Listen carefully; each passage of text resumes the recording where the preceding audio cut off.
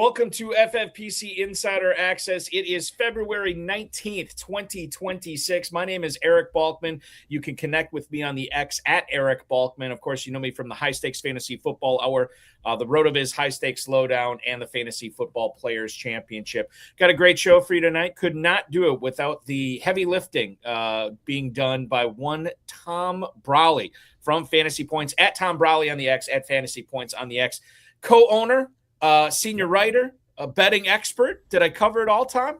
Sirius XM as well every morning, 8 to 9 o'clock now. We've moved into off-season mode. We were 7 to 8 during the season. Now we are 8 to 9. We just switched about 2 weeks ago. So if you're looking for even more Tom Brolley, you can go there. I'm with Joe Dolan. He hosts Monday, Wednesdays, and Fridays with Paul Kelly, and I'm on Tuesdays and Thursdays with Paul. So if you're tune in there, and fantasypoints.com, obviously, that's where you will find all my work, and on YouTube too. We're there. We're starting a Fantasy Points betting page on YouTube. We just got it off the ground. We would love subscribers there. Literally just started it in the last month. Great time to start it when nobody is betting, but we figure we get it off the ground here, get some videos in the inventory, and hopefully people start to join the page, and it will be rolling by the time football season rolls around.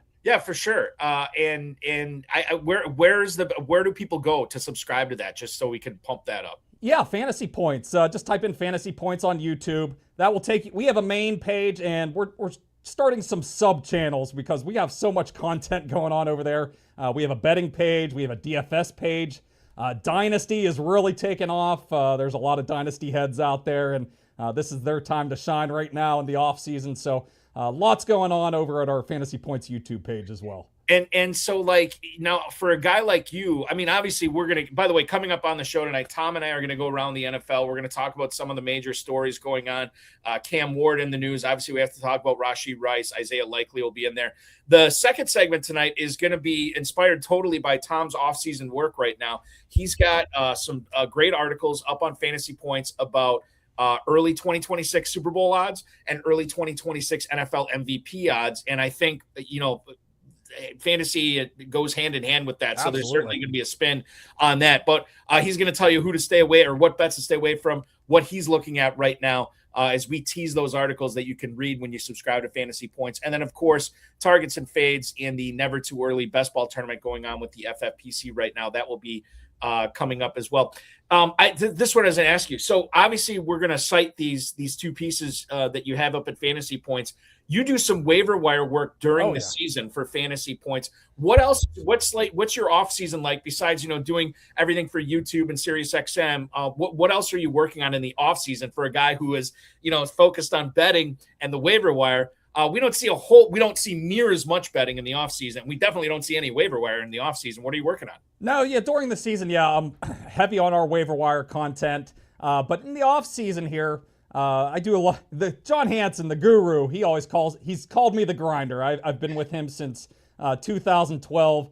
I do a lot of the, kind of the grunt work, the stuff that needs to be done on any fantasy site. So I have a couple of articles in the can right now that they're going to come out next week about free agency, kind of going through a little previews for all the top free agents, some of the guys that could become free agents here. We had Tyreek Hill earlier this week become a free agent, and we're going to probably see a few more players get cut over the next couple of weeks. So previewing free agency, and then once free agency does roll around, I'll have little blurbs on each player where they go, and so I'll be doing that for the next couple of weeks, and then draft season starts to roll around. I need to really dig into the players, and I'll be having draft prop articles for anybody that's looking to bet on the draft, and I'll be continuing to do lots of betting content during the off season. We're really ramping up our betting coverage here this season. We're branching off. We're going to have different betting packages. So I'll be having weekly betting articles once it gets a little bit closer to the season. So I'll find ways to stay busy throughout the off season. If you search on fantasypoints.com, we have a little search area there. I always have a ton of articles. I fill our site with lots of content. So I always find something to write about, no matter what time of year it is. Yeah, I probably spoke too soon because of how the NFL is really a year-round organization right now. There is no really shortage of betting, the stuff you can make No. in the offseason. And as you know for sure, and we'll get into this in the second segment, odds change, lines Yeah. change, and sometimes that's the right time to get your money in. So for sure, I think this is all good. And we're going to have a lot of fun tonight for sure on this. I want to kick things off, Tom, as we go around the NFL and start in Philadelphia, where Lane Johnson has announced that he is coming back for a 14th season. Jeff McClain reported this in the Philadelphia Inquirer this morning. If you remember back to this previous season, he basically didn't play the second half of it. He had a Liz Frank injury, which is really, really nasty. This is going to be the first time that the Eagles, this coming season, is going to be the first time the Eagles have not had Jeff Stoutland as their offensive line coach, as long as Lane Johnson's been there. And I think that the thing that we look at here is twofold, right? Great news that Lane Johnson's coming back for Saquon Barkley. Great news, at least in my opinion, that they have moved on from Kevin Patullo and have a new offensive coordinator in charge there as well. When you look at how the Eagles ended this past year and how people are viewing them this year, and throw this pepper into the gumbo about A.J. Brown may or may not be on the team this coming year, this is good news that Lane Johnson has announced he's coming back. But overall, your thoughts on getting good value in drafts on these Eagles, since this offense was so down, and fantasy football players, whether they're in the FFPC, Tom, or wherever, we are victims of recency bias. We just can't help but look at the last thing that happened. And I think, and maybe I'm reading too much into it, but I'll let you talk about it, Eagles in FFPC never too early best ball drafts right now. Should they be targets? Should they be fades? Are they neutral for you right now? What do you make of how the season ended and how it's going to start in 2026 for the Birds? Yeah, honestly, I think I would be targeting a lot of these guys. I touched on MVP odds a little bit in my article. The Jalen Hurts' odds are way down. He's 35-1 right now. I would expect a little bit of a bounce back from him. Of course, the big news is we got to wait to see if A.J. Brown will be back in the mix next season. It does seem like it's gone back and forth, whether he'll stay or whether he'll go. I know Adam Schefter was talking about that the last couple of weeks here. He's kind of leaning towards him being back. So I would have some optimism with Sean Mannion coming in here. Kevin Patullo's offense was pretty stale last year. Not a whole lot of motion. Jalen Hurts sitting back there in shotgun, and it sounds like they're going to have a little bit more under center, a little bit more variety with the offense. So I think we could have a bounce back performance from a bunch of the Eagles here. Lane Johnson being in the mix, though, is pretty critical. We're working behind the scenes. Our guy Chris Wecht, he does our projections over at Fantasy Points, but he's also been working on some tools in our Fantasy Points data suite that has been really useful, and he's got something behind the scenes for us on-off splits, and the offense has been dramatically different when Lane Johnson was in the lineup, especially this past season. Like on an EPA per play basis, they were a negative per play, with him off the field, 0.020 EPA per play. When he was on the field, it was 0.109 EPA per play. So a totally different offense. Success rate, 45% with him off the field, up close to 51% when he was on the field. So two totally different offenses whenever he's available. So just getting him back in the mix, I think is going to be pretty critical for this offense. And I'll be curious to see where this offensive line goes. It was one of the best groups in football, obviously, when Saquon Barkley had his magical season 2 years ago. Can they? Yeah, they're not going to get back to that level, but can this offense be a little bit healthy? This offensive line, can it be a little bit healthier and just help create some better opportunities for Saquon Barkley, better protection for Jalen Hurts? So a critical first step here, getting Lane Johnson back for this Eagles offense. And maybe that maybe getting Lane Johnson back, maybe that affects a guy like A.J. Brown. Maybe he wants to be part of an offense that has Lane Johnson at right tackle. Yeah, that's a great point, too. Barkley, getting back to him, last year in the FFPC main event, He ended as the 103, I think, when we stopped doing drafts when the season started. Right now in the FFPC Never Too Early Best Ball Tournament, his ADP, which courtesy of FantasyMojo.com, the ADP for Saquon Barkley, Tom, has now fallen running back 9 at the 209. Ooh. So you think about that. That's 18 picks later than where he was going last year. This to me, and like I don't know, like does the age and wear and tear concern you with Barkley from a redraft standpoint this year? A little bit, but I still think he's stayed relatively healthy. I honestly I don't think he played as poorly as his numbers looked. He was still making guys miss, but the yards before contact, which we track over at Fantasy's points data, was way down from last year. And Saquon Barkley has always been, I'm a Penn State guy, so I got to see a lot of him at Penn State. And he's a guy that does like to dance a little bit. He likes to see things materialize. And if he can get back, if that offensive line can start creating some more yards before contact again, like they did in the 2024 season, he can, if he has a little bit of daylight, he's the type of player who can create a little bit more, and maybe some of those big plays start to come back for this offense and for Saquon Barkley. So I'm kind of surprised that he's all the way, what'd you say, 18th overall, RB9. I'm a little bit surprised. I'm sorry, I misspoke. He's 18 picks later than he was last year. He's actually 20. He's 21st overall right now, Tom. Okay, so yeah, that seems like a good buying opportunity for me. I'm honestly a little bit surprised. I thought maybe, early second round, maybe that's where he starts to settle in. So I do think he's a little bit of a discount at this point if he's going to continue to go at that range. One more Eagles question for you. This is sort of a hypothetical, but it's something that we have to assess when we're drafting right now. Obviously, you had mentioned the A.J. Brown rumors. He might be an Eagle. He might not be. We know this. Once that trade is done, it is done, and he's gone. And it's going to change our A.J. Brown shares. It's going to change our Devonta Smith shares. So if we look at it right now in the Never Too Early Best Ball Tournament, where you can win $100,000 at just $40,000 at $125 entry now, myffpc.com. If we look at those ADPs between those two guys, A.J. Brown, wide receiver 14 at the 309. Devonta Smith, wide receiver 21 at the 503.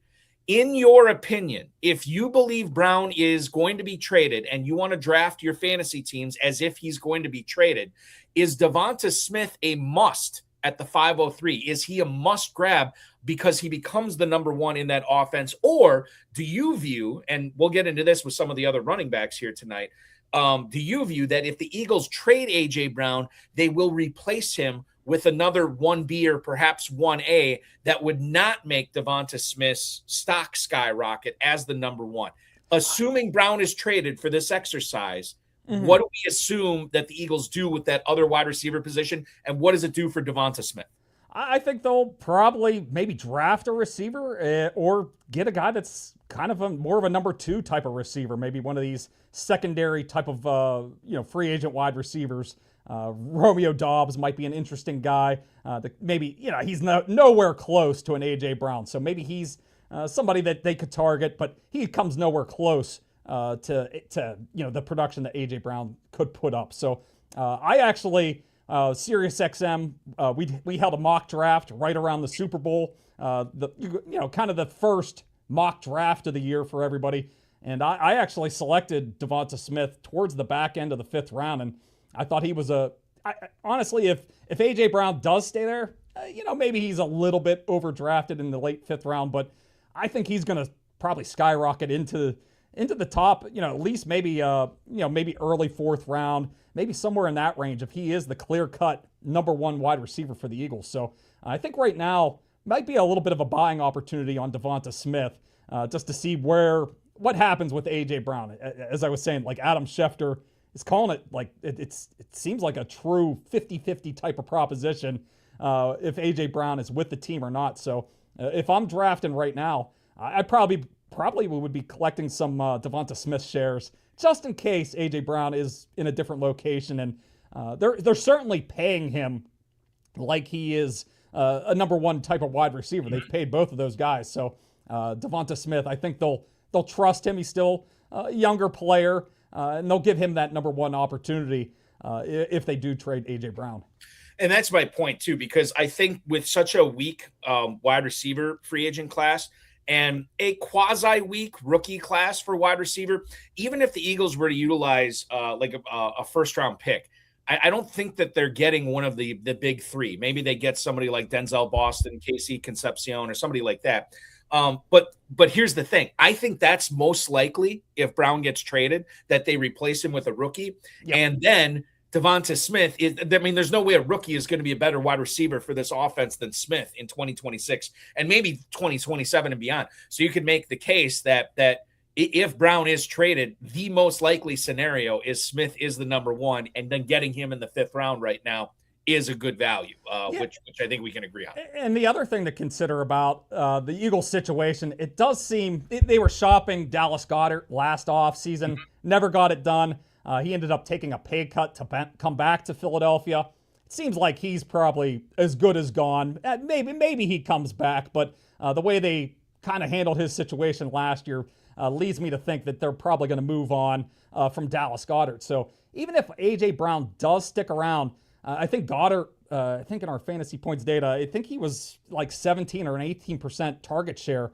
If the replacement at tight end is a lesser player, even if A.J. Brown does stick around, I do think Devonta Smith's target share could climb a little bit. I think he was about 22, 23% target share last year. If Goddard's taken out and it's just him and A.J. Brown, maybe that climbs up to 25%, 26%. And if the offense is certainly a little bit more efficient, Devonta Smith could have gains anyway if Dallas Goedert's out of the mix. Yeah, and I'm glad you brought up the contract too, the extension that he got with the Eagles, knowing that this guy is a part of their present and their future for sure. Let's move on to A.J. Brown's old team, the Tennessee Titans, which maybe becomes A.J. Brown's new team. I don't know. It's anything's possible. I want to bring this up because I think it's important to understand this guy's history with quarterbacks and what he had to say about Cam Ward. And that someone is Brian Daboll, who is the new offensive coordinator for Tennessee. He stated that Ward was a big factor in him taking this Tennessee job. Now, whether that's because he had a lack of other offers, I don't know. I don't know where he was rumored to go, but he was talking up Ward's athleticism, his passing accuracy, a lot of good things. And we know that Cam Ward had some big plays throughout the season, Tom, but I think the biggest of plays were coming at the end of the season where he had all these multiple touchdown games to finish strong. And we saw what Caleb Williams did, right, in at the end of 2024, kind of came on a little bit and then had a big breakout 2025. I don't think that's going to happen with Cam Ward, but it could to a lesser degree. And I bring this up when we're talking about a guy who has worked with Josh Allen, Tua Tagovailoa in college, Daniel Jones, Jackson Dart. He's worked with all these guys. I'm not saying he was the sole catalyst for the reason that these guys became good quarterbacks, but certainly if you follow the breadcrumbs, good quarterback play has followed Brian Daboll. Does it continue in Tennessee this year with Cam Ward? I remain a little bit bullish on Cam Ward. I think he's a target in Superflex leagues for sure. And we could see him continue this sort of like end of season breakout into 2026. Yeah, I'm with you. I think it kind of went under the radar a little bit just because of how bad the Titans were, and they were a little bit out of sight, out of mind. People stopped paying attention to what the Titans were doing at the end of the season since they were at the bottom of the standings. But as somebody that tracks our waiver wire, I kept moving him up as a potential QB2, low-end QB2 at the end of the season, and certainly showed some progress. And he even was playing well in that Week 18 game against the Jaguars. The Jaguars had a lot to play for. He led a touchdown drive on their first drive. He, of course, gets hurt on the touchdown run that he had, but looked like he was going to have another strong performance in Week 18, and that was after he had 4 straight multiple touchdown games leading into Week 18. So he was playing well at the end of the season. Now they go out and get Brian Daboll. As you said, Daniel Jones, Josh Allen, Tua. All these guys showed incremental improvement and even huge improvement if you look at what Josh Allen did under Brian Daboll. So I think this is a good move for the Tennessee Titans, and I think the situation around Cam Ward should also improve here. Lots of cap room. He was doing it with Tim DK, Eli Ayumanner at wide receiver, 2 rookies. So if they go out, you said maybe A.J. Brown. I don't think that's probably going to happen. I think A.J. Brown might shoot that trade down. But, I do think there'll probably be players for, one of these big-time wide receivers that's a free agent or maybe through trade. So I do think the cast around him should be improved. And obviously, I think they'll continue to try to improve that offensive line around him. So their number one goal is to make Cam Ward as good as possible. They spent the number 1 overall pick on him, so they want to see him succeed. So everything I think they do this offseason will probably be around improving Cam Ward. So I'm pretty optimistic about his outlook for this year. Where is he going in some of these drafts right now? I'm curious. So normally I would cite the Never Too Early Best Ball Tournament. What I'm going to do for this one, I'm going to cite the Never Too Early Superflex Best Ball Tournament, which you can also win right now, a $10,000 grand prize at a $35 entry. The Never Too Early Superflex Best Ball Tournament. Quarterback, actually, he's going as quarterback 24 in both. Okay. However, in the Superflex version, he is an early 7th round pick. It is right behind Malik Willis and Kyler Murray. He is right ahead of Bryce Young and Fernando Mendoza. So that's where Ward is going right now in Superflex leagues. 7th round, to make some sense, back end of the, sort of like quarterback 2 range. I think that's a good price. Yeah, I do too. I think we're going to see some improvement from him. The one thing, under Brian Dable, all these guys that we listed off, outside of Tua, but Jackson Dart, Daniel Jones, Josh Allen, all these guys used their legs, and that was kind of the one thing that we didn't really see from Cam Ward. It looked like out of their bye, he did start to run a little bit more, and then it kind of tailed off at the end of the season. So I'll be curious to see if they try to get him to extend plays with his legs a little bit more. Maybe there's a designed run or two a game for him. So that's one thing I'll be curious to see if that ticks up a little bit, because we know in fantasy football, these quarterbacks that can use their legs, that's always a little bit of a game changer. So that would be one thing I would be looking for this upcoming season, is if Cam Ward runs a little bit more. It's not something that's been a part of his game even back to like Miami, but I think he is capable. He can move around. He can create a little bit. So maybe that part of his game, maybe that can be unlocked a little bit with Brian Dable coming in. Let me just ask you this, and Tom, maybe you don't have anything to say on it, and maybe it's nothing, because I'm just seeing this for the first time myself. Washington State, his first 2 years at Washington State, Cam Ward, 107 rushing attempts and then 120 rushing attempts. That was in 13 and 12 games respectively. Still gets 13 games in his lone season in Miami. However, he goes from 107 to 120 to, with Miami, only 60 rushing attempts. And I don't know, because I know like college football, the sack or whatever, like it's different. In his yards per attempt, obviously went way up as well. 3.4 yards per carry for Miami. Maybe that's just because he had a better offensive line. I'm not really sure. I never really thought of him as like a big runner coming out of college. I knew he could do it. Mm-hmm. Now it's just a question of him actually executing it in Tennessee, which you mentioned we saw a little bit of last year.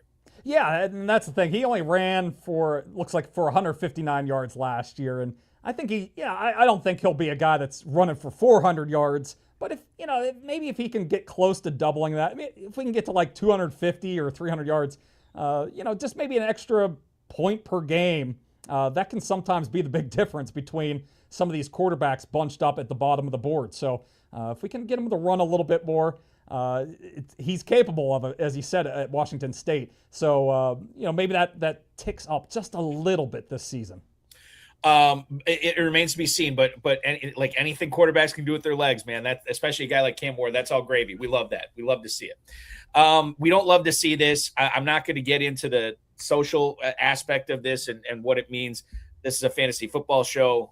It's not, like news or anything like that. So I'm just going to, as hard as this is, we're going to just talk about it from a fantasy football standpoint. TMZ had a report yesterday that Rashee Rice was accused of, quote, violent and abusive behaviors in a lawsuit that was filed against him by the mother of his 2 kids. This is his most recent run-in with the law. We knew that he fled the scene of a car accident last offseason. and he was suspended by the NFL for the first 6 games of the regular season in 2025. Obviously, there could be another suspension coming here, and we know that the legal wheels in our country, especially in the NFL, when it comes to like legal cases, the wheels go very slowly. And I would imagine that's probably going to happen again this time. If you are drafting Rashee Rice, Tom, there is more, I guess, landmines to avoid this year, red flags, not only because of what he has going on off the field, but his price tag.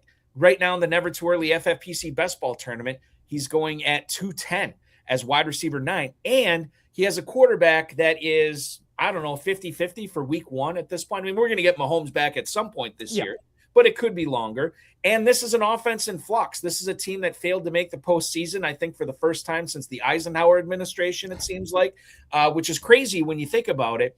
But maybe we'll see some changes this offseason. Maybe we won't, given that Matt Nagy was replaced by Eric Balkman. Like old is new again in that offense. Andy Reid is still there. So I don't know. I don't know what to think on this.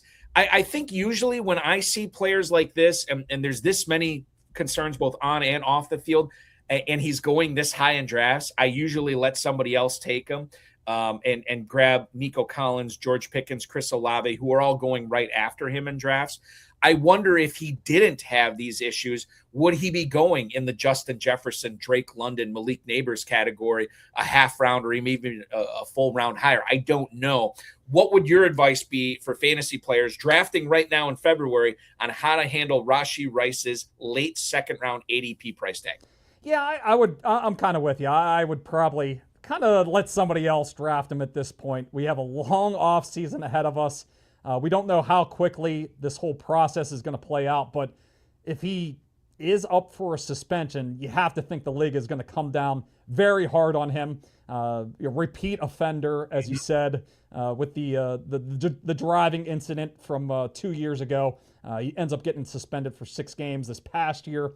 If he does face some sort of suspension, you have to wonder if it's going to be a full year type of suspension. Especially given some of the accusations that were leveled against him, and we know the league does not put up with domestic violence type of charges. So I think there could be a bit of an outcry from people that are kind of following this, fans of the league. So we know the league will take they take a little bit of the what the public opinion is out there. If people want somebody suspended, I think they'll kind of put, take that into account a little bit. So I would be, I'm looking at the board, the George Pickens is going right after him, Tet McMillan. Some of these guys I think I'd rather have, if he slides into the mid to the late third round, maybe that's when I would start to consider him. I do think if he was clean here, I do think he would probably be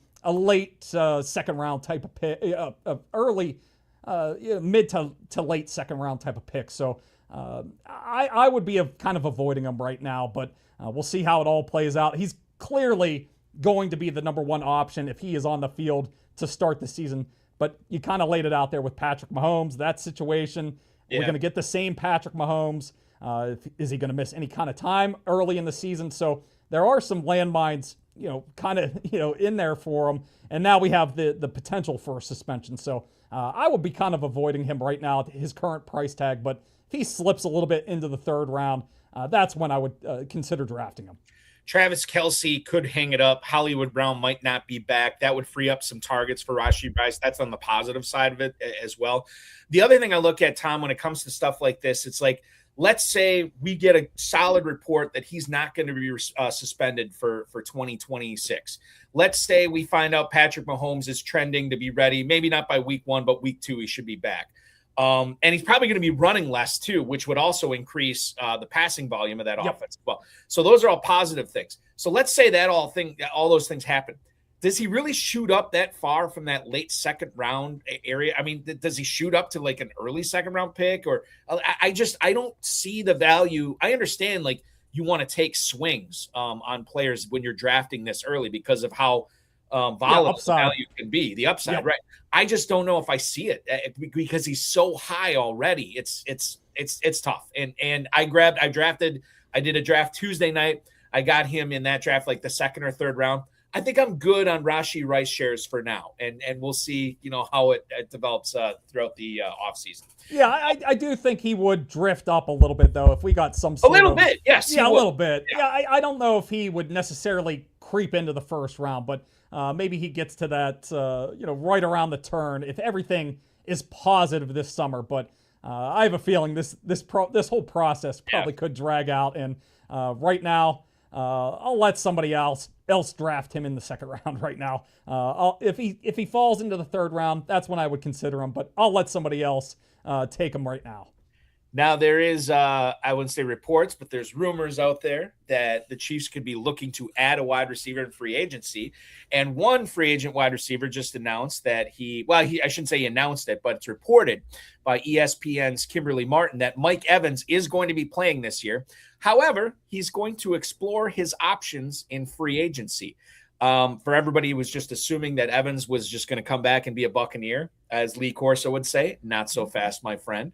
Evans ended up getting a 2-year, $41 million contract, $29 million in guarantees the last time he was a free agent. However, the last time he was a free agent, the Buccaneers did not have Emeka Egbuka. They did not have Jalen McMillan. They did have Chris Godwin, but they didn't have a whole lot else besides that. Now, they have Egbuka, they have Godwin, they have Jalen McMillan, and Evans is no longer entering his age 31 season. He's entering his age 33 season. This is coming off a year where he missed a long time with a broken collarbone. Came back, looked pretty good at the end of last season, for sure. But now we have to figure out where he's playing, and certainly landing spots are going to be key.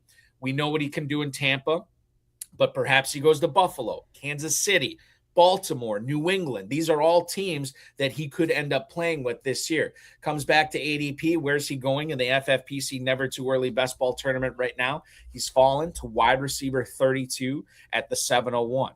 I do expect with this Kimberly Martin report, Tom, that he will bump up a little bit solidly into the 6th round, maybe to the late 5th, now that we're pretty sure he's coming back.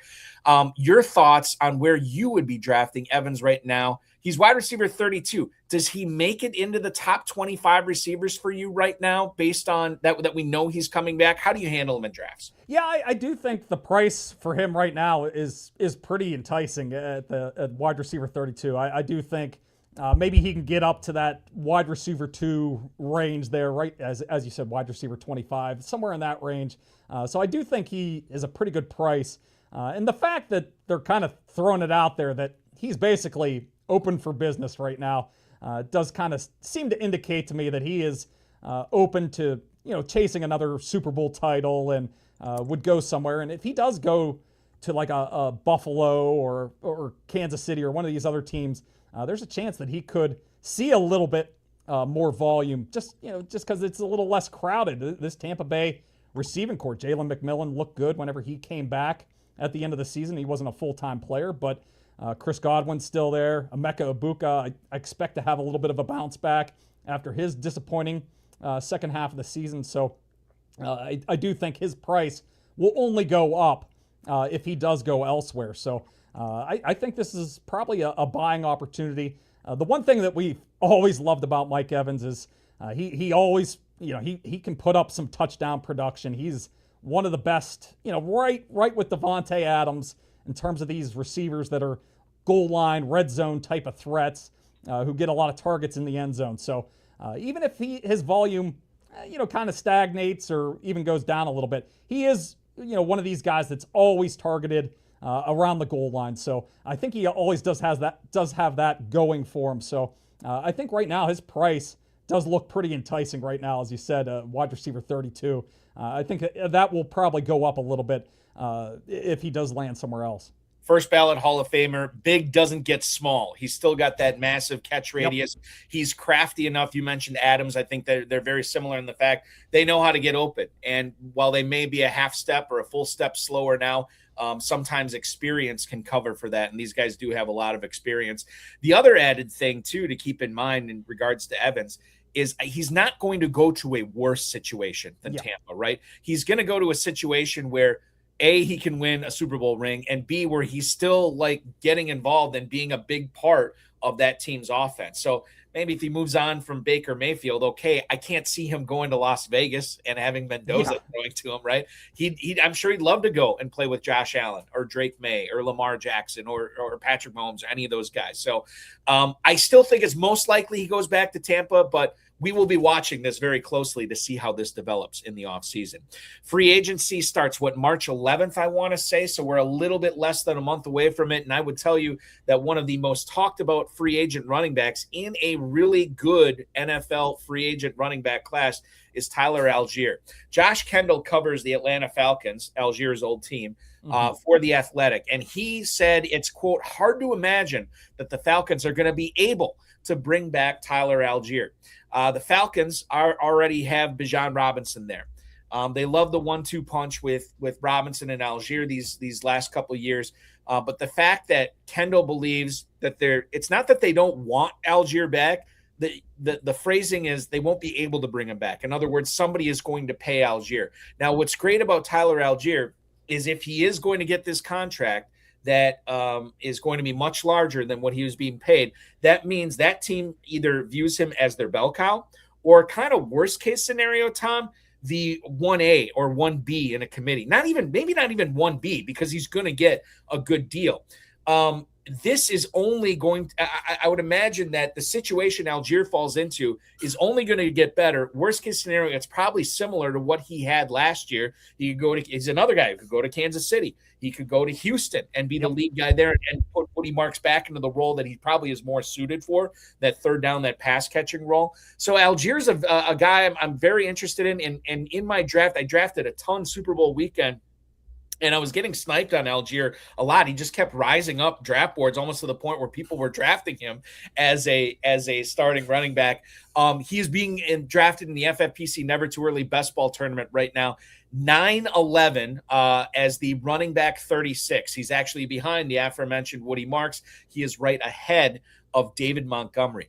I hate to draft players assuming that their role is going to be bigger, that they're going to have a new team, and that the stats are going to be much bigger. Because oftentimes we project trades, we project signings, and they don't happen. Yep. This is one I'm comfortable doing it, at least to the point where he should be going much higher than running back 36 right now, Tom. Yeah, I'm with you. I think he's going to move on to a situation that's better for him. And he was basically a glorified handcuff, a little above that in Atlanta, but it doesn't make a whole lot of sense for Atlanta to bring him back. You have a lot invested in Bijan Robinson, and we saw what he could do last year, as the lead back in Atlanta. So it doesn't make a whole lot of sense to give Algier. I would think that he's going to get at least like $5 or $6 million a year as a starting running back. So I think his situation is going to improve.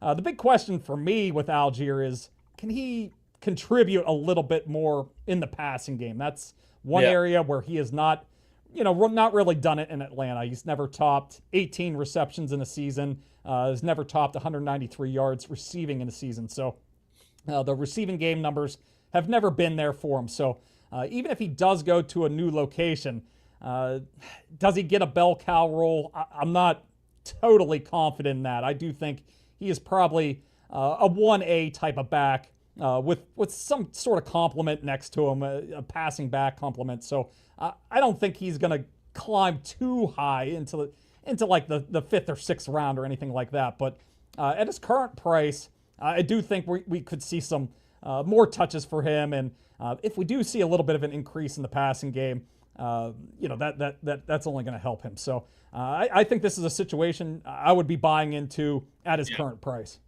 He is being drafted as running back 36. Would you draft him as if he is a top 25 running back right now, Tom?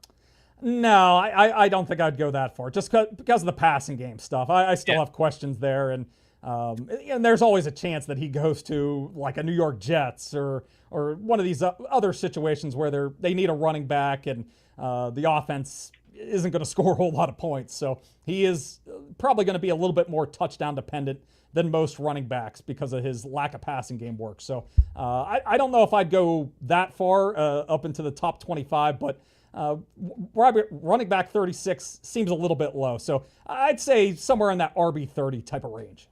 We will continue with our perusal through the Athletic today. Josh Kendall, who I beg your pardon, Jeff Zarebic. Am I getting that right, Tom? I'm not completely okay. I'm not completely sure. Okay, I didn't know, but we're going to go with Zarebic here, who covers the Ravens for the Athletic. They apparently have made no progress in extending Isaiah Likely. Now, this catches me off guard because I just assumed when the Ravens extended Mark Andrews during the season last year, I just assumed that there was going to be no talks. Like I'm surprised that they're even engaging with Likely and trying to bring him back this year. He turns 26 in April, so he's still super young. This is not a great free agent tight end class, so he could definitely get the bag on this as well. I have to ask about both, at least right now, Ravens tight ends to you, because neither one of them is going crazy high in the FFPC Never Too Early Best Ball tournament. Yeah. Again, FFPC tight end premium, so these guys are going to be jacked up a little bit normally anyway. But Likely tight end 18 at the 11-12. Mark Andrews tight end 22 at the 12-12. So a round separates these guys. Are you interested in either of these guys at that price this year? And sort of what do you think is going to happen with, I mean, to me, I think Likely moves on. I just don't know how big his role is going to be with his new team. And then Mark Andrews, I mean, I'm still scratching my head that the Ravens decided to extend him as well, Tom. Yeah, my feeling on the situation was that they were kind of negotiating with both of these guys last offseason. And there was, I think Likely even said it in a podcast this week that, they did have negotiations. And it feels like the Ravens kind of realized that, they had a better chance of keeping Andrews. So I feel like that's why Andrews signed his contract extension. It feels like they're ready to move on. And maybe they bring back Charlie Kohler as the tight end too. He's also a free agent for the Ravens, but they probably can get him back on a much friendlier contract. And he's played pretty well as the tight end 3 in Baltimore. So maybe they feel comfortable with him, giving him less money, less years than Isaiah Likely. So I do think Likely's price right now, tight end 18, I think that's going to drift up. I think he's going to have some suitors. I looking through the tight end class for free agency, he could be the top guy that's kind of available here. Kyle Pitts, seems like he's going to be franchise tagged, or maybe they come to some sort of contract extension with him. So I kind of think he's going to be off the board. Then you have the Dallas Goddards, the Travis Kelce's, guys that are a little bit older. So I do think Likely is going to have probably some good landing spots. Looking at maybe New York with the Giants, maybe follows Harbaugh up there. New England's been talked about a lot. He's a Massachusetts guy. Maybe he's a compliment to Hunter Henry. I do know that Austin Hooper is a free agent as well. So I think there's going to be a market for Isaiah Likely. And if he gets paid a lot, that's going to be an indication that he's going to have a pretty big role. And that's kind of been the bugaboo with him, over the last couple of years. He's clearly talented, but Mark Andrews has, played ahead of him, taken targets away from him. So if he can go to an offense where he is the number 1 tight end and he's paid like it, I think we're going to see his price rise. I don't know if he gets into the tight end 1 price range, but if he gets into one of these good situations, I could see him maybe drifting up to tight end 15 or so if he lands in a good situation. Yeah, I think that's about his ceiling this year. The other thing, now I always allow for a non-zero chance of anything, right? But if somebody signs Likely, I don't think that they would draft Kenyon Sadiq as well. And Sadiq to me is like the tight end in this class, at least for 2026. Eli Stowers, I think could be good, but I don't think he has. I think he's got a rocky 2026 in front of him as far as his rookie season goes. Now, so if that's the case, if somebody pays Likely, I would imagine that they don't sign another tight end. I would imagine that they don't draft Sadiq, and then if that's the case, unless they already had a tight end there, like a difference-making tight end. Then Likely should be the guy, right? And to me, when you're going tight end 18 right now, I don't know how much that bumps you up, maybe a little bit. I think you can get some value on him. So I think there's something there. Even though he's the more expensive guy, Tom, I'm still more likely to draft than Mark Andrews this year. I'm not seeing. I don't know what the Ravens see in Andrews. I don't get it. And I know they're not they're not signing players for fantasy. They don't care about that. But as far as fantasy goes, despite the extension, the age and his usage, I don't know. I'm kind of down on Andrews, even though this, he's a proven player coming off a bad year when his quarterback was hurt. But you're going to have a new offense coming in there, new head coach. I just don't know. There's a lot of moving parts, and I just don't like Andrews even at that price. Yeah, he seems like a player that's regressed a little bit over the last year or two. He's not the same dynamic weapon in the middle of the field that he was earlier in his career. So I would be much more likely to pay the higher price for Isaiah Likely just for that potential upside with him. As you said, if somebody pays up for him, they probably have big plans for him. Yeah. They want to get him involved in the passing game. So I would pay for that untapped potential with Isaiah Likely. He's been basically like a 60% of the snaps. If we can get him up to like 70, 75% of the snaps as the number one tight end somewhere, I'd be willing to see what he can do with a more of a full-time role. So I'd much rather pay the price for Likely than pay a discounted price for Mark Andrews. And he likely has been such a fantasy tease over the last couple of years. Like, we're like, this is the likely year. This is the likely year. Maybe this truly will be the likely year. Yes. We have another report from The Athletic I want to get to here. This one comes from Alec Lewis, beat writer for the Minnesota Vikings. This is interesting, Tom. Apparently, Minnesota removed most of the over-the-middle passing concepts throughout the season to keep the line of sight for J.J. McCarthy simple. Now, obviously, we know McCarthy struggled, and the more layers that we peel back on this onion throughout the offseason, we're finding out how deep that these struggles were, even to the point where the GM, who chose to ride with McCarthy this year rather than re-up with Sam Darnold, gets fired in Kwesi Adolfo-Mensah. Now, the Vikings, I mean, over-the-middle stuff like you got to be able to do that as a starting quarterback in the NFL. You just have to. I don't know how you just remove that. And maybe this kind of explains some of Justin Jefferson's frustrations. Obviously, we heard what he had to say had the Vikings kept Sam Darnold during Super Bowl week when he was talking about them. I don't know what to make of McCarthy. I do know that, and maybe this is good for fantasy, that the guy who drafted him is no longer there. And the GM that will take over, they haven't hired a GM yet. They're going to do that after the draft. After the draft, yep. Yeah. So the guy who is going to be making the decisions there and who's on the roster and who's not technically has no allegiance to J.J. McCarthy. So we could see him get benched again this season. We could see him not start. I mean, that's a possibility for the 2026 season. Maybe we don't see him start. The question here is not so much what do we do with McCarthy? It's how are you treating guys like Justin Jefferson? And it's funny because Jordan Addison has been mentioned as a potential guy that could get moved or not re-upped. TJ Hawkinson is a guy who's been mentioned as a potential cap casualty. Jalen Naylor is a free agent. This Vikings, Aaron Jones is a free agent as well. Jordan Mason is a free agent. Like there's so much in flux with this Minnesota offense right now. Really, the one constant is Justin Jefferson. I drafted him a couple of times so far this year, getting him in the late first, early second round.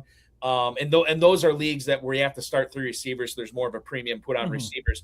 But that's where I've selected him so far. I feel okay about it. Tom, he had 1,000-yard season last year when the sky was falling. Maybe, and I don't want to say Jefferson's quarterback proof, but man, he's darn close. What do you make of drafting Vikings, especially Justin Jefferson right now, after you read this news about McCarthy and knowing how there's so much that's going to change with this offense before we get to September? Yeah, I'll feel a lot better about these receivers if they do pay up a little bit for a backup quarterback. There's been some talk about Kirk Cousins coming back. I do think they're going to bring in some sort of competition, and the leash for J.J. McCarthy, I feel like it's going to be shortened here quite a bit. I think he's going to have to win the job out of training camp. So just having that, having a little bit more buffer there with some backup quarterback, whoever they bring in as the backup quarterback, I do think helps Justin Jefferson and Jordan Addison. We'll see if, And heck, maybe JJ McCarthy can make a little bit of progress here with a full healthy off season. He was dealing with the injury last year, and maybe he didn't get all the off-season reps that he wanted. So I would expect some improvement from JJ McCarthy, but clearly we're not going to get the quarterback that we were all hoping for when they selected him in the first round. So Jefferson, we're getting a pretty nice discount at this point.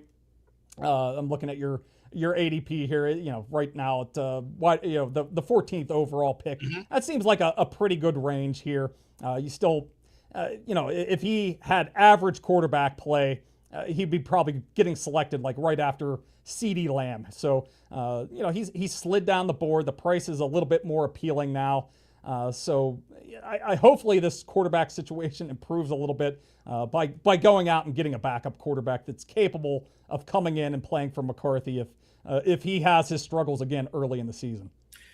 I am not to the Thor Nystrom level of JJ McCarthy truther. However, I do believe he is going to be a good quarterback in the NFL.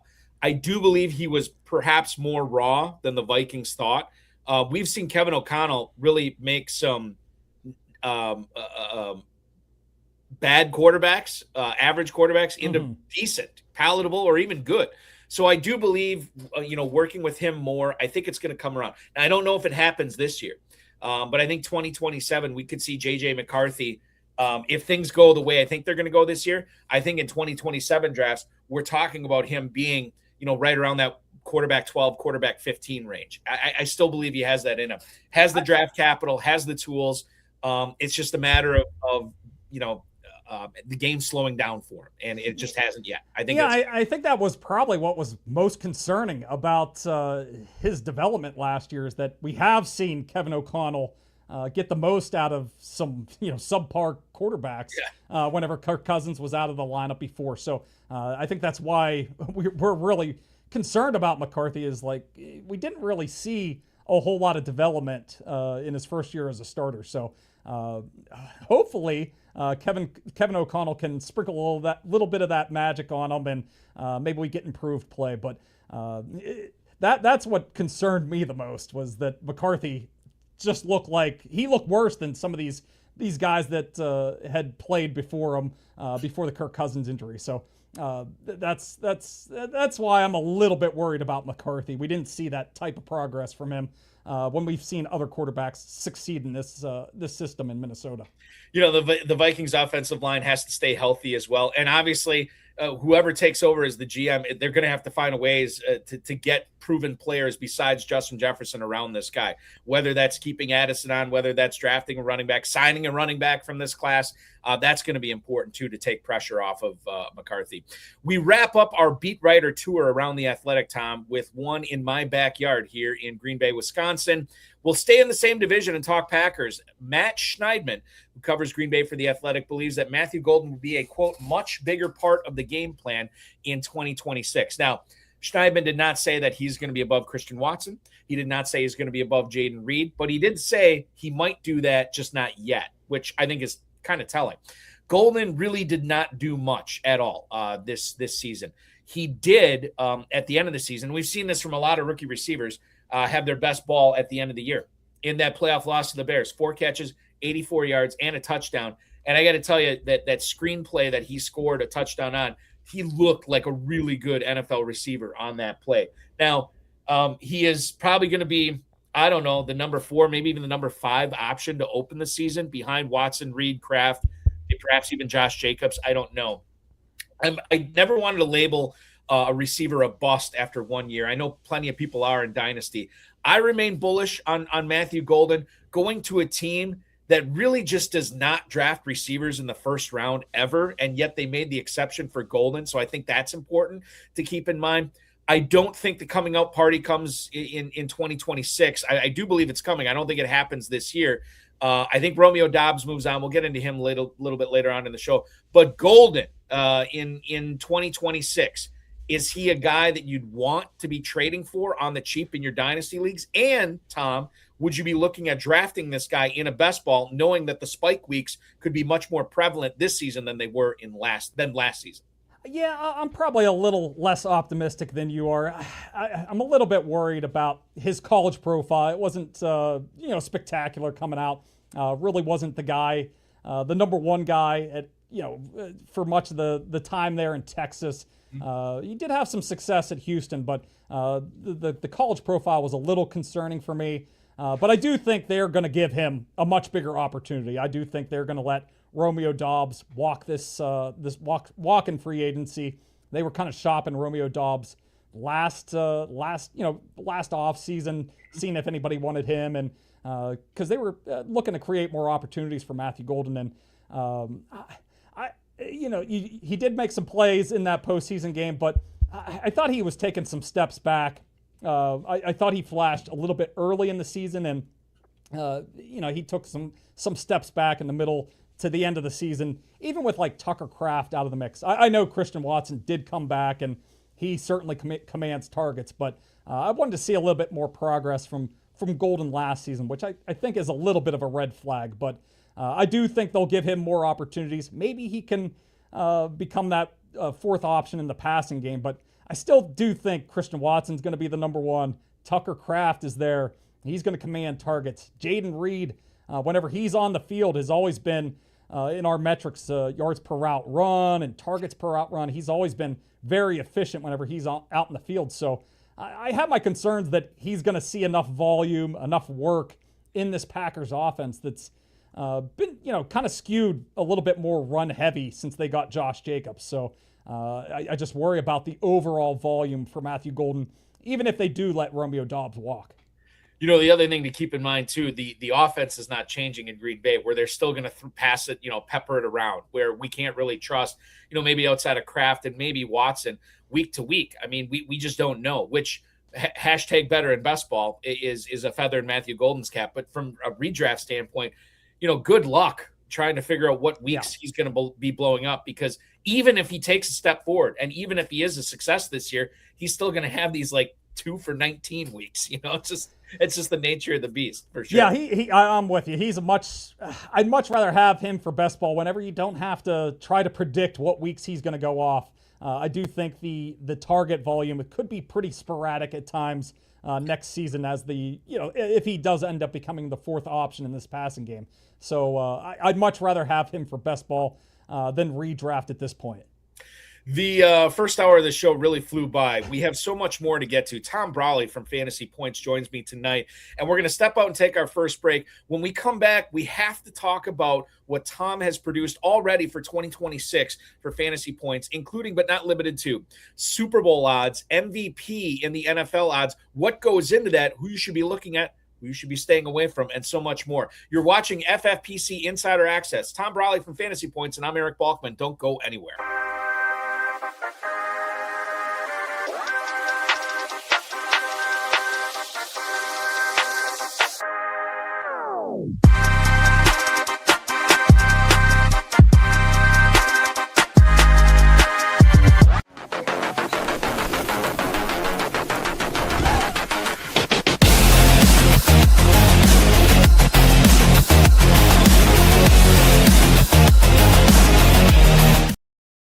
For the first time ever, the Baby Gorilla has joined the FFPC family of contests. It is the exact same format as the FFPC Big Gorilla. However, this one, just $125 to get in, and you can win a $100,000 grand prize. Sign up now at myffpc.com, and while you're there, take advantage of the FFPC Big Gorilla. $350 to get in this one. However, you're eligible for $1 million grand prize. The 7 Bananas promo is live right now. You keep getting randomly that 7 pick multiple times in a row. We're going to keep giving you free teams. $125 best ball team, free Big Gorilla team, free main event team, free $10,000 entry high society team. And if you get that pick 5 times in a row, you are going to win a jungle safari for $4,000 or $50,000, whichever you prefer. That's at myffpc.com. The early Rampage tournament going on right now. This is pretty cool. When you register and draft in the Big Gorilla, if you're one of the first, if you're one of the teams in the first 200 leagues, you're also automatically in the early Rampage tournament. So not only is that team eligible for $1 million grand prize, it's also competing against the teams in 200 other leagues for a $25,000 grand prize in the early rampage tournament. MyFFPC.com, MyFFPC.com. We've been talking about the FFPC Superflex Best Ball Tournament, Never Too Early Superflex Best Ball Tournament, and the Never Too Early Best Ball Tournament. Both of those are going on right now. The standard best Never Too Early, $125 to enter, $40,000 grand prize. That will end when the NFL draft starts. Same thing with the Superflex Best Ball Tournament, $35 to enter, and you can still win a 5-figure grand prize. Register now, myffpc.com, but do it now because we shut those drafts down when the NFL draft starts. No drafts in the NTE after that. And if you want to play fantasy football 365 days a year, the FFPC has plenty of Dynasty and Empire Dynasty orphans out there. $77 is where they start at. $5,000 is where they go to. However, we have many teams discounted for as little as $1. Right now, you're basically getting the team for free that first year. Pick up your Dynasty teams now at myffpc.com and play fantasy football every single day of the year. More with Tom Brolley when we come back.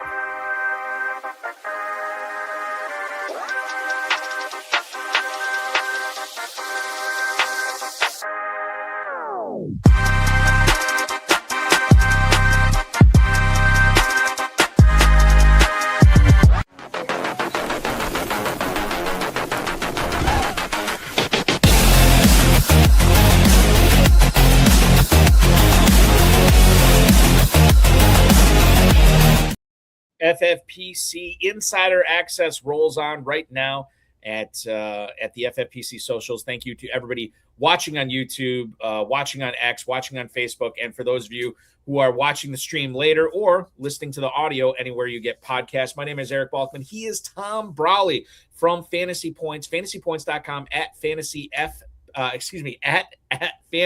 PTS on X, at Tom Brolley on X. Tom is one of the experts, maybe the expert over at Fantasy Points for betting. And I think what's important as we get into this next segment to understand, Tom, and I touched on this at the top of the show, just because there's no football going on doesn't mean things aren't happening with our friends in the desert, lines at different books on various different things. And you kind of have the pulse on this. How often are you checking on stuff like this? We're going to talk about Super Bowl odds and MVP odds. Is there significant changes throughout the offseason on both of these? Absolutely. Yeah. The initial odds for Super Bowl and for MVP are out. Even saw some, win totals start to come out from DraftKings. So, the sports books never sleep. They want to get any kind of early action here. I put it in my articles.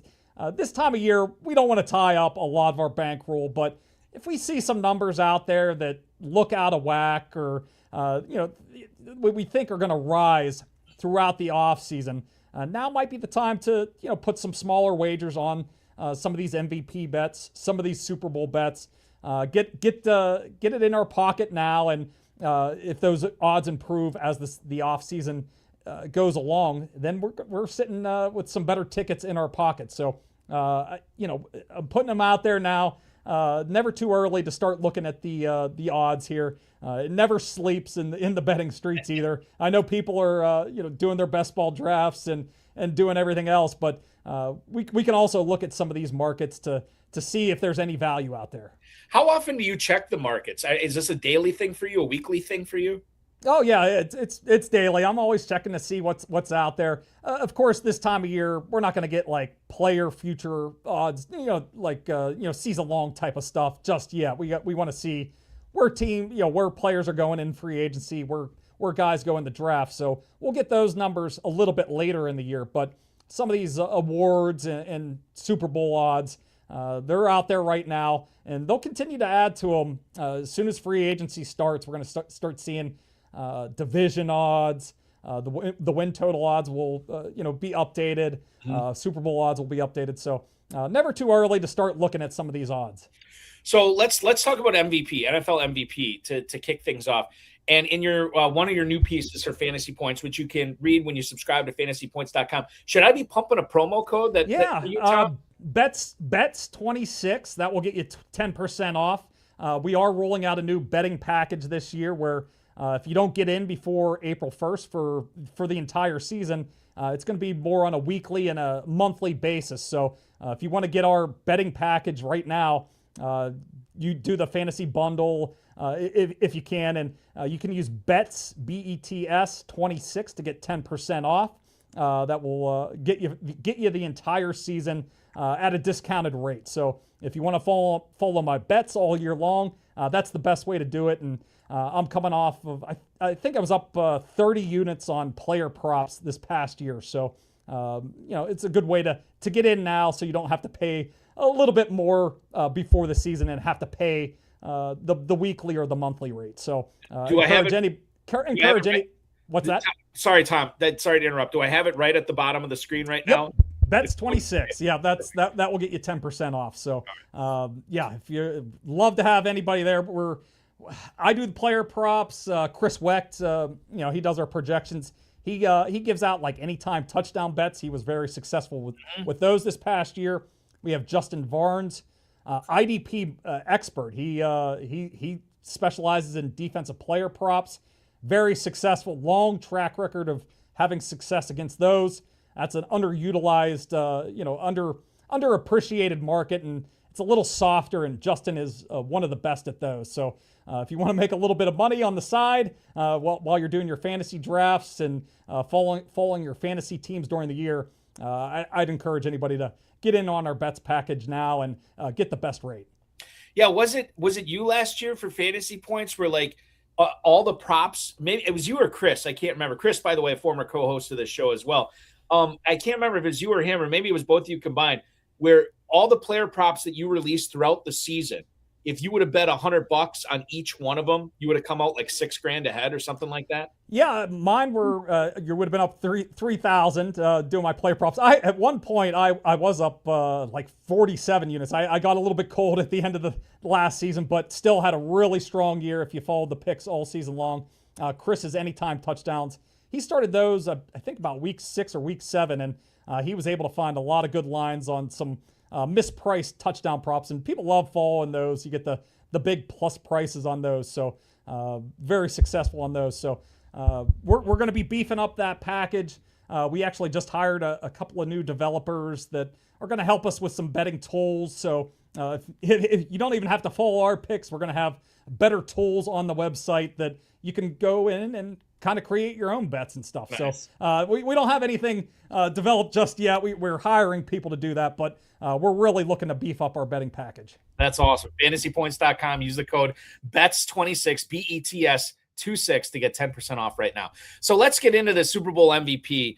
And I think in this piece that you created, one of the things that you mentioned was when we bring in the role of who wins the MVP and how to bet it. It's not just always the person with the stats. There's a couple other things that go into this. One, you can't really be on a losing team. If you're on a losing team, you really got to be awesome. And then two, like there's a narrative aspect that goes into who wins the MVP every year as well, Tom. Absolutely. You have to have a good story, and I think that probably propelled Matthew Stafford over Drake May this past year. Two very, the vote ended up being, very close. I know. I think it was Sam Munson ended up voting for Justin Herbert, so it was close. I mean, it could have gone either way, and I think Matthew Stafford's story ended up being a little bit more appealing. I think the feeling was Drake May is going to be back. He's going to have multiple opportunities to win the MVP. Matthew Stafford, it was close. So just the body of work for Matthew Stafford had never won an MVP. I think that probably pushed him over the top in a really tight race. So sometimes having that good story can matter a lot for these awards where people are voting on them. We know, anybody, like if a story catches you, maybe that, warrants a vote or, however you want to do it. So I do think a good story does matter for some of these awards. Can we utilize narrative betting the MVP right now, or is that something that is just going to develop over the course of the actual playing season? Yeah, I think that develops over the course of the season. But if you do look at some of these guys that have never won and maybe have been very successful quarterbacks throughout their careers, maybe that helps. Like a Justin Herbert, he's going to have a pretty good story, I think, this year. Has come close has been very successful in the league, but hasn't quite got over the top. So if the Chargers really take a big leap this year with Mike McDaniel, I think that's going to be a good story. So it's a little tougher this time of year to find those stories, but I think you can look into them a little bit. I do think these guys that have won multiple MVPs, sometimes that can count against them a little bit. I think that mattered 2 years ago in the Josh Allen and Lamar Jackson battle for the MVP. Lamar had already won MVP multiple times, and Josh Allen was one of the best quarterbacks in the league and had yet to win an MVP. So I think that certainly worked in his favor. The last 13 winners of the NFL MVP had at least 11 regular season victories. I'm pulling this from your piece right now. Over the last 26 seasons, 25 of them won at least 11. So obviously you got to be on a winning team. Now, the other thing to keep in mind here, quarterbacks have won this award for 13 straight years. In fact, we have to go back to 2012 when Adrian Peterson won it. And if we extrapolate it even further, over the last 26 years, quarterbacks have won it in 23 years. Yeah. Is there any reason to be betting a non-quarterback in this? Certainly you're going to get some long odds, which could pay off, but it hasn't been paying off recently, no. Tom. When you're making your bets, when you're creating your pieces, are you just focusing on quarterback for this position? Yeah, it's very strictly at quarterbacks. I would not, I would not be placing any kind of bets on anybody that isn't a quarterback. It would really take something special for a non-quarterback to win.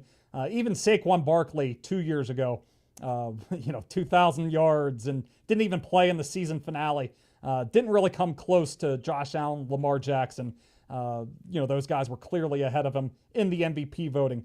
Cooper Kupp a couple of years ago won the Triple Crown. Didn't really come close to winning the award. So I don't know what it would take for a non-quarterback to win. I mean, maybe a running back running for like 2,500 yards or something. It would have to be something crazy for a non-quarterback to win. And if it happens, I'll accept my losses. If I'm betting on quarterbacks, I think the best way is just to focus on quarterbacks for this award. So I want to ask you about some of the quarterbacks, some in your piece, some not in your piece, or I just want to tease it. I don't want to give away the farm here. The first one I was going to ask you about was Jackson Dart, who his odds range anywhere from 45-1 to 60-1, depending upon where you shop.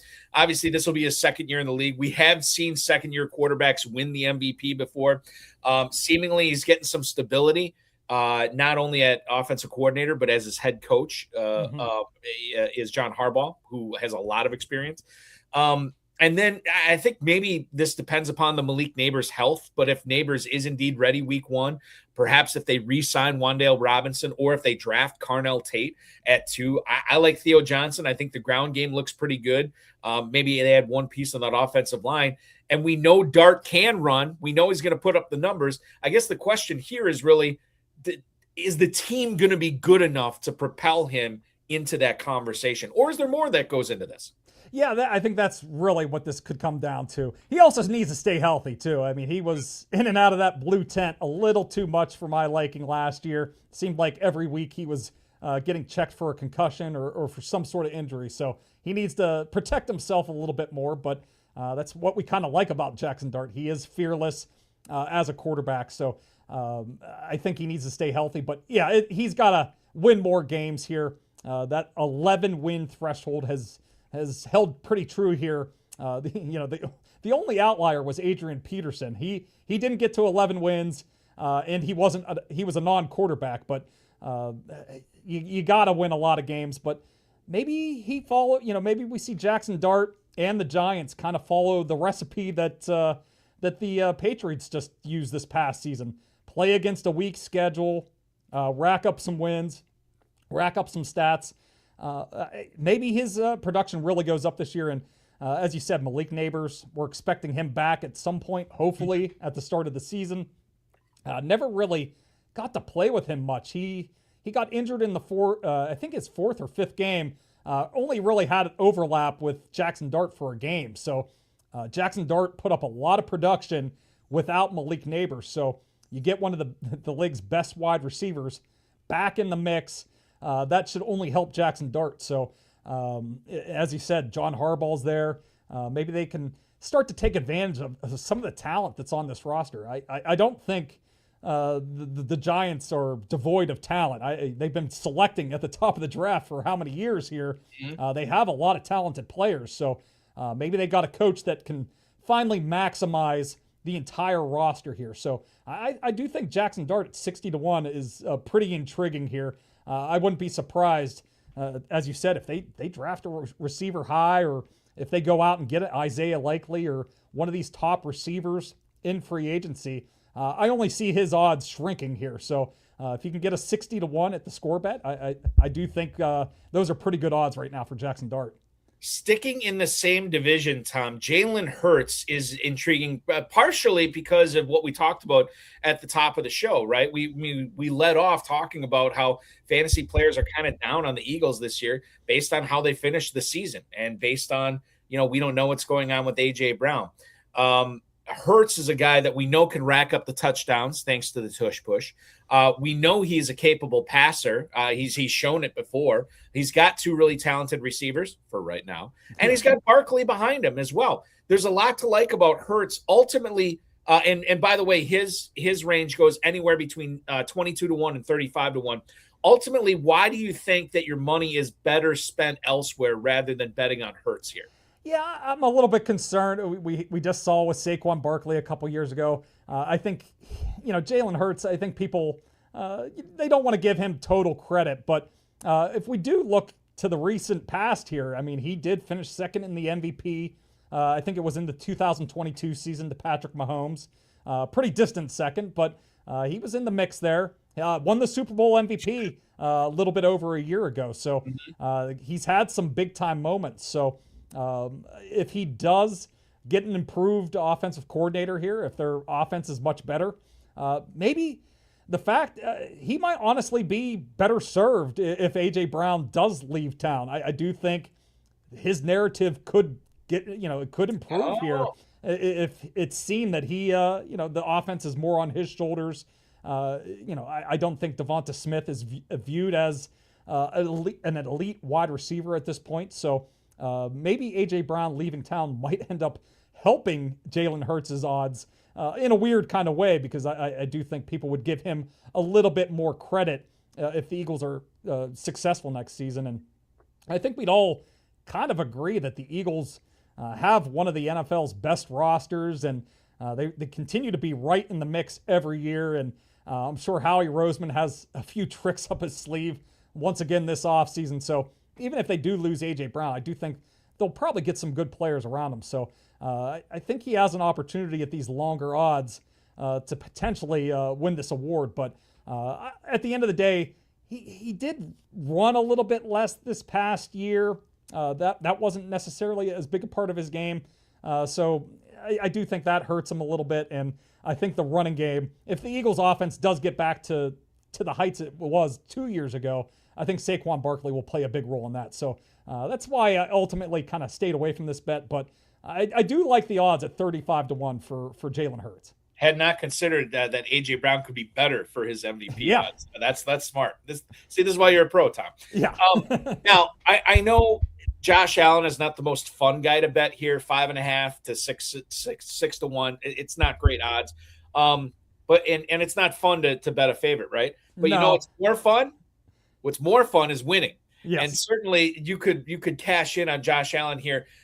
Maybe this is a sprinkle here just to get something if he ultimately wins MVP. Again, the way that the Bills run that franchise, it seems like he's set up to win MVP every single year that they have double-digit wins. Yeah, and it does seem like they're going to try to build around him a little bit. They kind of left him out to dry this last year or two. It does seem like that they're going to go make a play for one of these top wide receivers in free agency, or maybe draft one. They did hire Joe Brady, so there are things to like about Josh Allen. I will say about betting the MVP market at this point, though, I don't really want to bet the very top of the board. I want to bet guys where I see their odds shrinking as the year goes along, and I think we're going to get as you said, he's plus 550, plus 600. Those odds are probably going to be there later in the summer. Honestly, like betting a Josh Allen might be better a couple of games into the season too. If they get off to a little bit of a slow start, maybe those go down to 10-1, 12-1. So I'm not really looking at the very tippy top of the board here because I think we'll still be able to get those numbers later in the year. So like a Josh Allen, a Lamar Jackson, I'll pass on those guys for now just because I do think we'll probably get those same numbers later in the year or maybe improved numbers once the season does start. Would we apply that same logic to Patrick Mahomes, plus 1,000, plus 1,200 right now, between there? Because again, this is what he's getting, knowing that he's recovering from a torn ACL. We don't know what his tight end is going to do. We don't know about Rashee Rice. We talked about that in the first hour as well. How do you handle a guy like Mahomes right now? Do you just wait for bad news and then hopefully those odds come down and then you bet it? Because right now, he's basically fifth on this list right now for shortest odds. Honestly, with Mahomes, he might be a guy I would consider betting now because this is as low as we've seen him on the odds board entering a season since his what was essentially his rookie season, his second year. He was well down the odds board heading into his second year, and obviously he ended up winning the MVP in his second season. But the last 7 years here or so, he's been much higher. He's been, if not the leader, right there with Josh Allen and Lamar Jackson. So this does look like a potential buying opportunity at 12-1. Maybe we'll get worse news in the summer. Maybe he's not going to be ready for the start of the year, and maybe those odds drift a little bit. But if we're getting positive news in the summer that he's going to be ready for week 1, I do think those 12-1 odds that are out there are only going to shrink here. He'll probably be below 10-1. So right now might not be the worst time to bet Patrick Mahomes. We just never see Patrick Mahomes at 12-1 to win an MVP, and he's certainly going to have a good narrative too. I mean, if they had an awful season last year, terrible in one-score games, win just 6 games, missed the playoffs for the first time under him. So if he does bounce back, if the Chiefs do bounce back and are at the top of the AFC, Mahomes is going to get a lot of credit, and he's coming back from this ACL injury. So I think that helps the narrative for him.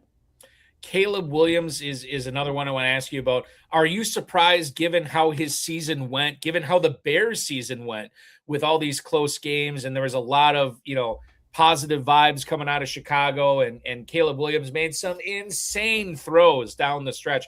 Are you surprised to see him outside the top 10 on the list that you have at fantasypoints.com as far as quarterbacks ranked from shortest odds to longest? He's outside the top 10. I don't know. Is this an opportunity to maybe get some Caleb Williams for MVP action in?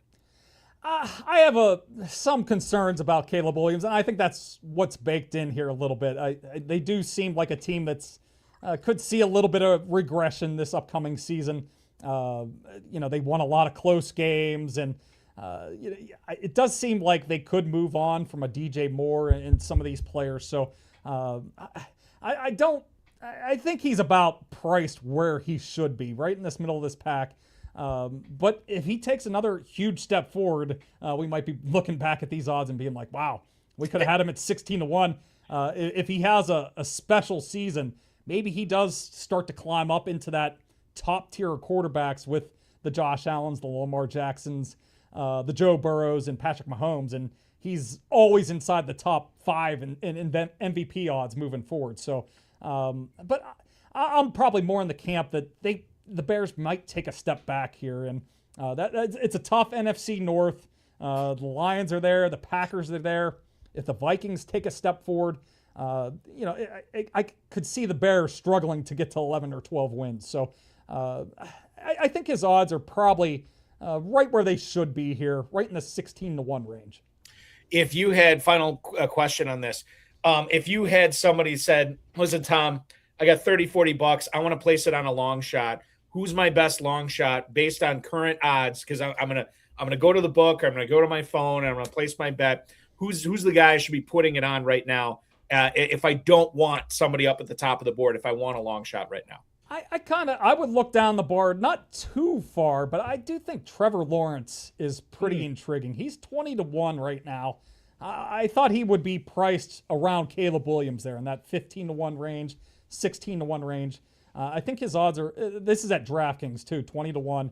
I think they're a little bit long from the perspective that, they really took a major step forward in the second half of the season last year. They go out and trade for Jacoby Myers, and the offense kind of took off after that. All the receivers were kind of in the right place. Parker Washington stepped into the lineup and was a major difference maker. Maybe we see Brian Thomas in his third season. It was a pretty frustrating year last year, but maybe another year in the system, and he's in a role better defined for him. Maybe he takes a step forward in his third year. So I thought his odds were pretty long here. I think, what we've seen from Liam Cohen's offense with Baker Mayfield, he had a career year under him. Trevor Lawrence is coming off a really special season, but we didn't really see Lawrence put it all together for an entire season. So I think he's capable of it. Clearly, he was the first overall pick, very talented, and it all started coming together for him in the second half of the year. So maybe if we can get that over the entire season, these 20-1 odds could look a little out of whack just a month into the season. So I think right now that's a decent buying opportunity at 20-1. Yeah, it makes perfect sense for the reasons you laid it out. Jacksonville had a pretty good season last year. We know they can do it, and we know the AFC could be wide open again this year. We'll find out what happens when the season starts, how good those 20-1 tickets look in September. I want to ask you just real quick before we get to the Super Bowl. Obviously, player props this early in the offseason, you're not going to see a whole lot. Are there any other futures bets you're looking at besides MVP and Super Bowl right now?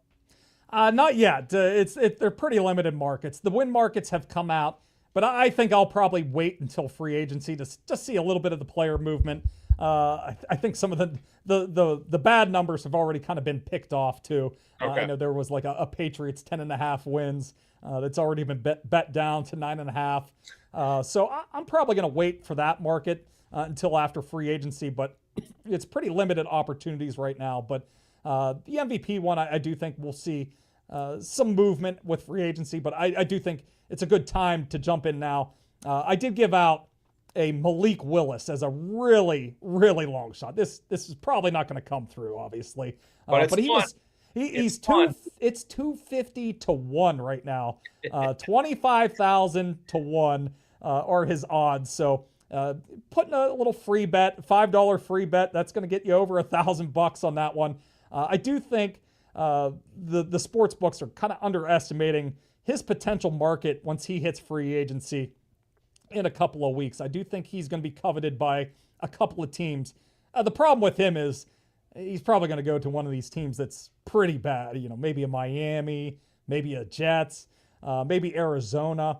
But on that off chance, we were talking about Minnesota earlier. What if they make a play for Malik Willis? I'm a Steelers fan. If they go after him, we know the Steelers have been in the mix for the postseason. Basically every year under Mike Tomlin. We're switching coaches to Mike McCarthy now, but if they go out and make a play for Malik Willis, maybe he takes this offense to another level. So I do think, if Malik Willis does end up having a bigger market than we expect, these odds are going to shrink dramatically. I would not be surprised after free agency that if his odds are down to 80-1, if he lands in a pretty good situation. Something we'll be watching for sure. Ultimately, it all depends who wins the Super Bowl when we talk about pro football betting. And you have some Super Bowl odds that you posted in this piece for fantasypoints.com. Remember to use bets26 to get 10% off. I want to ask about the Niners, plus 1,800 to win this coming Super Bowl. And I think this is interesting because you think about how bad the defense was bitten by the injury bug. And maybe that continues with this whole, power plant gate thing that's going on out there. I don't know. But they got really hit hard by injuries. Obviously, they lost George Kittle at the end of the season. They basically didn't have Brandon Ayuk all season long. Pearsall was hurt. Brock Purdy missed time. And so usually when I see teams like this, I'm like, oh, this is a perfect bounce back team for fantasy and for the Super Bowl. Ultimately, though, you're kind of shying away from the Niners, and maybe it's not anything having to do with the Niners. Maybe it has something to do with the division they play in. Yeah, they're in the toughest division in football this past year, playing against the two teams that I thought were the best teams in the league. Obviously, Seattle proved it by winning the Super Bowl, but Los Angeles Rams I thought were the second best team in the league this year. So you got to go through those two teams.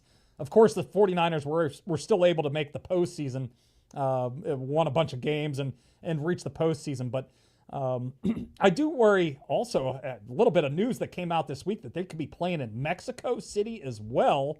They're already, they're playing in Australia to start the season. Man, that is, the NFL is doing them no favors. They have a bunch of trips out to the East Coast too. I saw an Adam Schefter tweet today that they could end up traveling 38,000 miles, the most ever for any team. So, I mean, not only is the division kind of stacked against them, all the travel that they're going to have to do for this upcoming season could end up having some wear and tear on this 49ers team that, as you said, has had a lot of injury issues the last couple of years. It wasn't just this past year. We know Christian McCaffrey 2 seasons ago. Brandon Ayuk suffered his injury in the 2024 season. So this is a team that's injured a lot, and they have to travel a lot for this upcoming season. So some things stacked against the 49ers right now heading into the season. The other team that I wanted to ask you about here in the AFC, Jacksonville, we just talked a little bit about them with Trevor Lawrence as far as MVP goes. Anywhere between plus 1,800 to 2,200 as far as where you can bet them to win the Super Bowl. That's well outside of the top 10. And you think about what they have available to them in order to take this roster to the next level. They gave up some draft capital last year to get Travis Hunter. It's not exactly like they have a ton of cash to spend. Is that ultimately why you think that Jacksonville is probably not the best bet here, because they just don't have the ability to get that extra 2 players to take them over the hump to get a Super Bowl title next year? Yeah, they're kind of up against the cap a little bit too. They're currently $11 million over the cap, so they're probably not going to be big players in free agency. But I will say at 22-1 of these teams at the top of the board in the AFC, their number does look pretty enticing. I honestly thought that they could have easily won the AFC if they got through that Buffalo Bills game.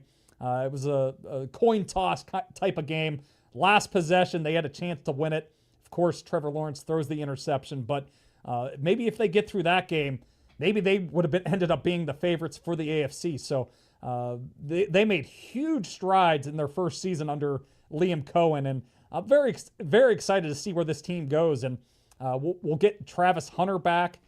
Maybe he helps this defense, helps that secondary. Seems like he's probably going to be more of a full-time player on defense, and maybe that ends up helping him and helps the defense overall, having him focus on defense, solely this year instead of trying to split his time between offense and defense. So, we talked a little bit about Trevor Lawrence. I really like his offensive weapons around him.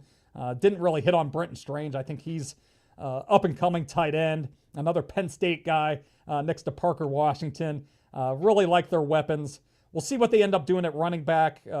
Travis Etienne's a free agent, but I think they'll be, probably pretty well off at the running back position. They did draft Bashal Tutin last year, so even if Etienne isn't back, I think maybe Tutin steps into that role, and he could end up being a special player. So I think there's a lot to like about the Jaguars. 22-1 odds. I'm not betting them right now, but of the teams at the top of the board in the AFC, I do like their odds at 22-1. Yeah, there is a lot of NFC teams up there on this list. Seattle, Los Angeles, Green Bay, Philadelphia, Detroit, San Francisco. They're all ahead of Jacksonville right now. Speaking of one of those NFC teams, what do you make of the Rams being essentially the second shortest odds? Ultimately, they lost in the NFC title game to the ultimately the team that won the Super Bowl this year in Seattle. Anywhere between 8 to 9.5 to 1. When you think about the Rams, Stafford's a year older, Adams is a year older. Quite frankly, Kyron Williams, not that he's old, but he is a year older, and it's a young man's position. You look at what that defense is going to look like next year. I don't think we completely know that as well.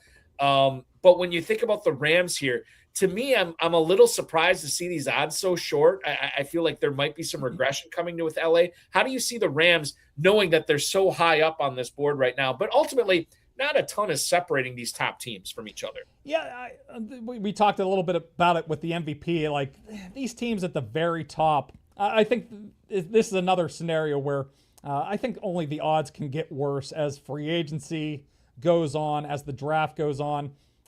I mean, if we get the training camp next year, next summer, and Matthew Stafford's in that medical van, that bus that he was on, maybe those odds dip a little bit. So I'm not really looking at the top of the board. I'm kind of with you. I could only see the Rams odds getting longer from this 8-1 range all the way down to 9.5. I don't really like betting these teams at the very top of the board because they could see some slippage here. So and Matthew Stafford will be another year older. Devontae Adams too, older receiver. He kind of struggled through a hamstring injury at the end of the year, so I do have some concerns about them with some of their age heading into the season. So these odds right now, I would not be betting into them. The time to bet the Rams was, at some point in the middle of last year or even before the season when they had much longer odds. Now that they're priced appropriately at the top of the board, now's not the time to bet them. I have to ask you about the Super Bowl loser curse here, because we have seen time and time again, not every year, but most years, the team that loses the Super Bowl fails to even make the playoffs the following year. We saw it with Kansas. Well, yeah, Kansas City lost the Super Bowl last year. Yep. They didn't make the playoffs. 6 wins, yep. Yes. New England is currently on this list at, what is it, 7th? Yeah, 7th right now, 3rd in the AFC, anywhere between 13 to 1,700. A lot of people fried New England because they had such an easy schedule this year, even in the playoffs. In the AFC Championship game, they didn't have to play the Denver Broncos with their starting quarterback, so that worked out in their favor as well. And for most of the game, they were pretty dominated by Seattle's defense, granted, which was a really good defense, but they're pretty dominated. Is this just an easy fade? I mean, like to me, that this is like the poster child for regression. I just don't see a way where I think that betting New England, especially at these odds, is worth my money. I will say that their odds actually came in a little bit longer than I was expecting. At least 17-1 at FanDuel. It was I was expecting them to be with the Buffalo Bills, Baltimore Ravens up in that 12-1 range. So they are a little bit longer, but I can't buy it. They're going to be playing a much tougher schedule this upcoming season. We saw some of their flaws in that Super Bowl this past February. So the path couldn't have been any clearer for them in the postseason, playing against a Justin Herbert team that had no offensive line. C.J. Stroud melted down in the divisional round. Of course, Jarrett Stidham at quarterback in the AFC Championship. Everything kind of broke right for them. So I'll be fading the Patriots a little bit this year. But I will say the market has kind of faded them a little bit here with their odds at 17-1. But we see it every year. These teams that lose in the Super Bowl, there is a little bit of a hangover. So we'll see if the Patriots can buck that trend a little bit. But the markets are so sharp anymore. People are betting into betting has been legalized in the country here for 6, 7, 8 years. So people are getting sharper here, and these odds are a little bit longer than I think we would have seen a couple of years ago. If this was maybe like 2021, I think we probably would have seen the Patriots at like 12-1 at most of the books. But I think people are on to that the Patriots could have a step back or two this upcoming season. Last team I'll specifically ask you about. My Green Bay Packers are 3rd in the NFC on this list. They're 5th overall, which really surprised me for a team that went 8-1 last year, 9-7-1. 7-1, yep. 9-7-1, yeah. They end the game on a 5-game losing streak, including two meltdowns against the Bears, quite frankly. one in the postseason and one in the regular season. Parsons is coming off the ACL tear. They do have some I wouldn't say problems. They have some question marks on the offensive line with some players reaching free agency here. There is a lot to like about the Packers, but I'm a fan. I don't know if I like them this much. Anywhere between 12 and 14-1 right now, Tom. Yeah, this is one I would stay away from right now. They're priced near the top of the market here, right behind the Seahawks and the Rams. But I think the markets are high on them because we did see, early in the season some of the highs there with this team, and Micah Parsons certainly elevated that defense to another level. And if he's able to get back, they could have one of the best defenses, and we know the offense can operate at a pretty high level. So, but these odds, 12-1, 14-1, are just a little too high for me for a team that really hasn't come close to winning the Super Bowl the last couple of years with Jordan Love. It's been a team that's gotten to the postseason and kind of quickly exited outside of beating that Dallas Cowboys team a couple of years ago. So they have a little bit more to prove to me at this stage, and I can see why they're this high because they do have a lot of high-end talent, but they don't have enough of a track record for me to actually place a bet on them at these type of odds right now. The other thing I want to ask you here too, correct me if I'm wrong. This time last year, weren't Seattle and New England, they have fairly long odds? Yeah, they were. I think New England was like 120-1, somewhere in that range. They were coming off a 4-win season. The odds did shrink as the summer went along because I think people kind of saw that schedule that they had. They brought in Mike Vrabel, obviously a winner in Tennessee. So people did warm up to them as the summer went along. But this time of year last year, they were way down the board. But they did have a lot of salary cap. They obviously spent it pretty well. They did fill out that roster pretty well. Seattle was way down the board too, though. We had a lot of questions about that roster overall, but they go out and get Sam Darnold, who solidified that quarterback position.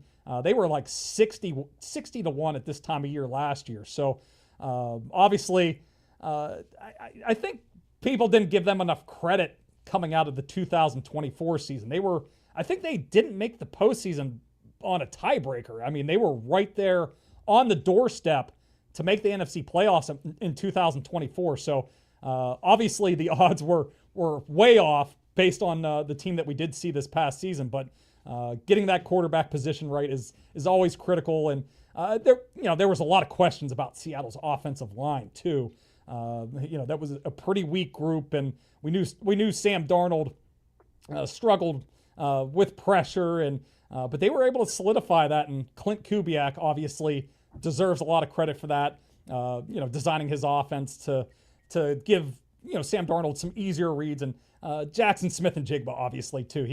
His career really taking off and giving him a number one really did help out. But looking down the odds board this time of year, I think is the best course if you're looking to lay a Super Bowl bet, and it makes a lot of sense this year too. I think we're going to have another season kind of like the 2025 where we could see maybe 15 or 20 teams that have a legitimate chance in the middle of the year. Obviously, it gets whittled down as the year moves along, but we had a lot of teams that were in contention in the middle of last season, and I think we're probably going to have a similar setup to this year. I don't see any truly dominant teams heading into the season. So this is good because when you talk about the odds last year, and 60-1 for Seattle, 120-1 for New England at one point. If we look at the range, in that range this year, we see teams like Indianapolis, Washington, Atlanta, Pittsburgh, the Giants, Titans, Carolina, they're all in there as well. Is there a favorite long shot that you have among those teams, or maybe not among those teams, that you're like, you know what, we saw New England nearly do it last year. We saw Seattle do it. Maybe I should start looking at some of these teams and placing some money on these guys right now. Yeah, I think the Colts, 60-1 at DraftKings is pretty interesting. We saw them at the beginning of the year. They were, I think they were 8-2 going into their bye, and everything just kind of fell apart for them. Daniel Jones started to play through that hairline fracture, and then he gets the Achilles injury, and the bottom just kind of fell out for the Colts. And obviously it was desperation time when they brought in Phillip Rivers to be the quarterback for the last couple games of the season. So, but the Colts showed a pretty elite level in the first half of the season with Daniel Jones at quarterback. So obviously they got to get the quarterback situation figured out in free agency. It does seem like Daniel Jones will be back as the quarterback, either through a franchise tag or some sort of a short-term deal. So, but I do think they have a lot of talent on offense. It does seem like they want to bring back Alec Pierce, who's a free agent. They did go out and trade for Sauce Gardner. Didn't really get the most out of him.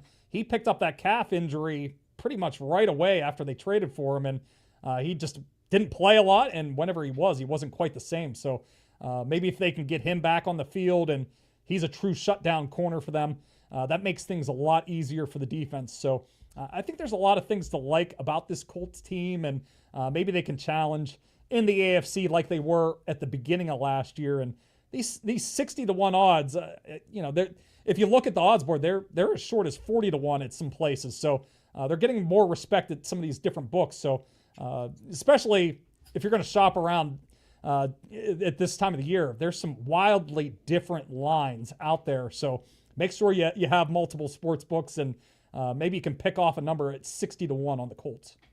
And for all of Tom's coverage, go to fantasypoints.com for these pieces and more. Fantasypoints.com. Use the code BETS26. That's BETS26 to get 10% off your entry there. Fantasypoints.com. I want to take our final break here, Tom. When we come back, let's talk about some targets and fades. Probably won't have a whole lot of time, but there are a few names that I think are worth bringing up. Namely, one Breece Hall. I want to talk about Stephon Diggs, as well as maybe a tight end and a quarterback in there as well. He's Tom Brolley from Fantasy Points. I'm Eric Balkman. This is FFPC Insider Access. Don't go anywhere. We'll be back right after this.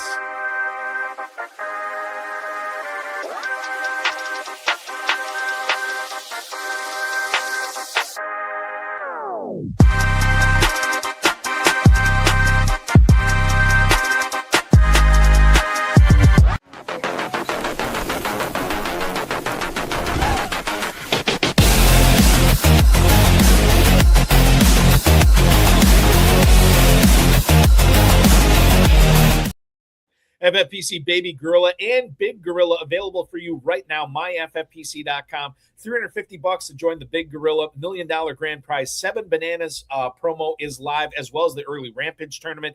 The Big Gorilla, just $125 to enter. You can win $100,000 in that as well. And then don't forget FFPC Dynasty and Empire Orphan, some as little as $1. Pick them up now. MyFFPC.com. And both never too early best ball tournaments filling up. We have slow and live drafts for all of those, as well as the Big Gorillas. The never too early best ball tournament has a $40,000 grand prize, $10,000 grand prize in the Superflex version, $125 and $35 to enter those respectively. You can do that at myffpc.com, myffpc.com. To give advice on some of the players that you'll be drafting in those tournaments is Tom Brolley from Fantasy Points, at Tom Brolley on X, at Fantasy PTS on X. Let's talk about some targets and fades. I mentioned this before the break. Breece Hall could be tagged by the Jets. That's the latest scuttlebutt, Tom. When we talk about him in the never too early FFPC best ball tournament, he could be a Jet. He might not be a Jet. Running back 15 at the 306. So he is a mid-third round pick. Remember, in this, you only have to start 2 running backs. You do get the 2 flexes as well. But you look at Breece Hall here, smack dab in between Henry, Irving, and Kenneth Walker. What do you make of his ADP there? Is he a target or a fade for you at that point? I think he's a target for me at that point. I do think if he does return to the Jets, the situation can't get much worse than it was this past season with Justin Fields and Tyrod Taylor, then Brady Cook at the end of the season. So I think it can only improve for the Jets. Hopefully they go out and get an upgrade at quarterback. And it didn't help that Garrett Wilson was also out for a long stretch of the season there, essentially the second half of the year. So I think the offensive environment will improve there for Breece Hall. Then there's the chance that he does end up hitting free agency. And maybe a team like the Houston Texans or the Kansas City Chiefs or one of these teams that is pretty running back needy. Maybe he does land with them and he gets utilized to his full potential here. So right now in the middle of the third round, I think he is a pretty solid pick. Certainly, his metrics in our fantasy points data suite looked pretty strong last year.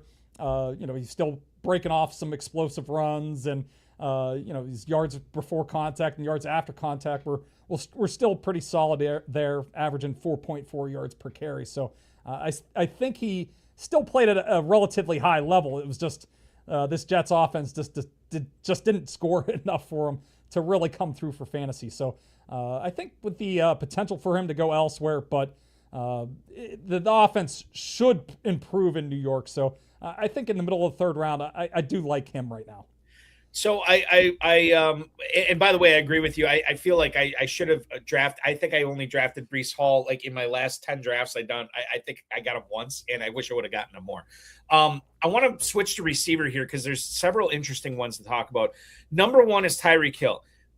Hill apparently wants to keep playing once he's fully recovered from his knee injury.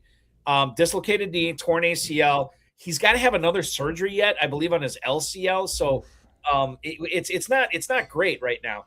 And so to me, this is like normally such an easy fade, right? Like we're not drafting Tyreek Hill. But then, Tom, I'm going to tell you, he's wide receiver 50 right now. There are 49 receivers going ahead of the Cheetah. He is an 11th round pick. Does that price tempt you at all to get Hill on any of your teams? Or are you still like, I'll be honest with you, I'm still scared to death with this injury, especially for redraft in 2026. As awesome as it is to see Tyreek Hill's name that far down the list, I'm finding healthier players there instead. Yeah, I'm with you. I'm letting somebody else pick him. Maybe if he starts to fall a little bit more, depending on where he lands. But this knee injury, I mean, that was a pretty catastrophic injury. And if he still needs another surgery, I mean, his recovery timeline could have him into the middle of the season. And like this past year, I didn't draft Brandon Ayuk at all because it was one of those injuries that was another one that was a multi-ligament. And, if these receivers have just one tear, they can recover, they can get back in time. But once we have multiple tears and there's major concern there. So, and Tyreek Hill, he's not like Keenan Allen or, one of these receivers that's winning on route savvy. He's a speed and quickness type of player. So any kind of loss in that department, I think affects him a little bit more. And it's not like he's a young guy at this point. He's not in his mid-20s. He's not going to recover as quickly as some of these younger players. So he's a fade for me at this point. I need more positive reports before I even consider him. He would have to fall outside the top 150 picks at this point for me to select Tyreek Hill. Yeah, I mean, it's. I mean, like you can make. We don't have time to get into Travis Hunter, but that's kind of where I'm falling in on him too. Like, there's a price where I'm willing to pay, and I know it's February, and maybe this whole full-time corner package wide receiver thing goes away. But I'm kind of letting other people take advantage of that right now, not me. Now, we mentioned earlier, Rashee Rice has this stuff on the field, beg your pardon, well, on and off the field with Rice. With Stephon Diggs, you could make the case that he has off the field and on-field stuff as well. He is facing some criminal charges. He's denied the allegations. Pretrial hearing for him for felony strangulation and other criminal charges, April 1st for him. He's also not a young receiver. He did become the de facto number one receiver for Drake May last year. He failed to get 1,000 yards. What do you make of him this year in the FFPC Never Too Early Best Ball Tournament? He is going, I'm looking at the wrong ADP here. He is going right now as wide receiver 42 at the 909. Now, that is essentially 8 spots higher than Hill. Granted, he doesn't have the upside that Hill does, but he's also not coming off catastrophic knee injuries and everything like that Hill is. What do you make of Diggs' ADP at the 909? That's Chris Godwin, Alec Pierce area. Target or fade for you, Tom? Yeah, he's another guy I would be fading at this point. I do think the Patriots probably make some sort of – I don't know if they get a true number one ahead of him, but I do think they're going to bring in some additional talent either at tight end or wide receiver. And we did see with Drake May this past year, he will spread the ball around. Stephon Diggs was never a guy I was like, man, I really wish I had him on some of my teams. He did have a couple of blow up spots, but a lot of weeks he was pretty disappointing. A lot of 30 to 40 yard type of lines. So he's an older receiver here. I don't see things dramatically improving for him this upcoming season. I only see worse outcomes from him. So I'll probably be fading him at this price. Now, if he does get through free agency in the draft and he's still pretty clearly the number one receiver, maybe I'll be eating my words, but I don't think that's going to happen. I do think they're going to bring in some additional talent. They still have Drake May on this rookie contract, so I think they're going to try to maximize, the skill talent around him. So, and they probably know that Diggs is on the back nine of his career. It's not like he's going to continue to improve. So I would think that he's only going to take steps back. So I'll be letting somebody else pick him. You make a strong case for it. And depending upon my team construction, I probably will go that way as well. Although I think I drafted him a couple of times already this year. We'll see what happens with that. But I think you presented a pretty good argument why some of those other players around him should probably be better targets than he is. Now, this caught me off guard. This was a report from John Doran who said David Blau, who got promoted from assistant quarterbacks coach to now offensive coordinator for the Commanders, said that their offense this year is going to be built around getting Terry McLaurin 10 targets a game. Okay, this is interesting. The passing offense was awesome for Washington in 24. It was bad in 25. Now, I don't know if he's going to get 10 targets a game. Career high is just under 9 for McLaurin. And speaking about another guy who's not a spring chicken anymore, I wouldn't say McLaurin's old, but he's certainly not like, his second year in the NFL or anything like that. Last year, 10 games is what he played in, 38 catches, 582 yards, and 3 touchdowns. He should be healthy this season. We should not have this, the holdout thing happen last year. Maybe that caused the soft tissue stuff. Maybe it didn't. I don't know. But certainly – this is better hearing from David Blau. This is better than hearing, we don't know how he's going to factor in. Jaden Daniels is going to throw the open guy. You don't want to hear that. This is good. And maybe it doesn't have to be 10 targets a game for us to be buying into Terry McLaurin. Right now, his never too early FFPC best ball ADP stands at wide receiver 25 at the 5-6 turn right now. Tom, what do you make of that? I like that a lot.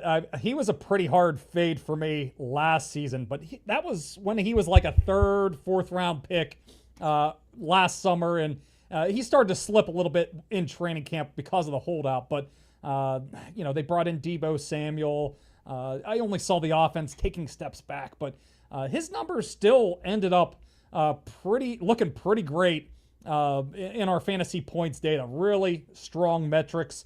Averaged 2.38 yards per route run, a 24% target share on his routes run.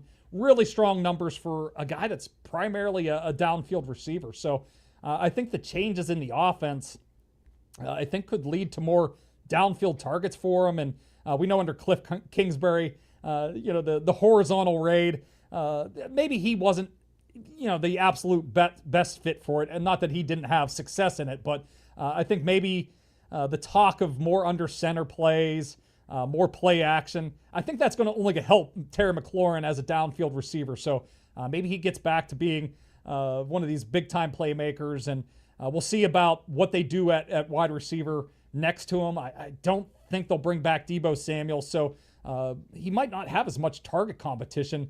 Zach Ertz is coming off an ACL injury.